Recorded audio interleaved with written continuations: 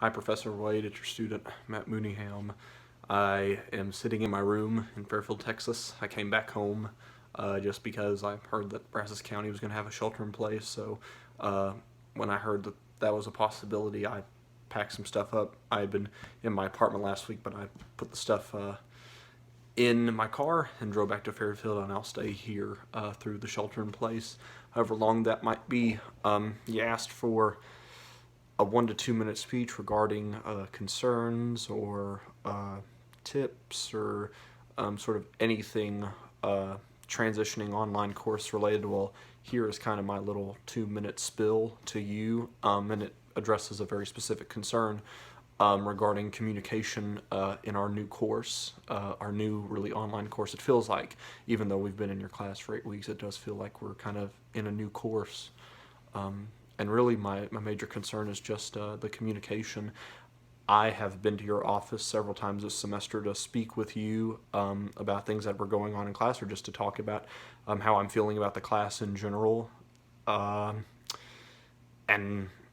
we don't really get to do that anymore because the campus is closed down. You don't have an office, so of course that's not really an option. I guess the thing that I'd be wondering is, could you possibly provide me a phone number if I had any really pressing questions, or any sort of long dialogue that I feel like needs to be discussed about the class with you? I will give you discretion and kind of send you text about what I need to talk with you about if you were to provide me your phone number.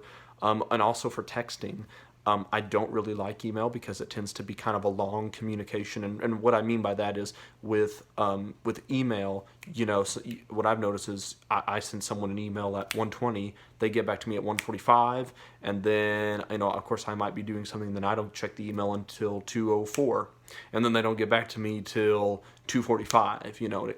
And something that could be done in a really quick conversation winds up being this really long and drawn out thing. At least that's my experience with email, because we usually have our phones with us, and we can access email through our phones, but we don't always get notifications of email. Some people don't, I know, and some people are still into the habit of only checking the emails, but usually when you get a text, it's pretty immediate. So I guess something that would relieve my anxieties, relieve my worries going into the rest of this class, is if you could provide a phone number. If you don't want to do that, that's fine, but I would very much appreciate that.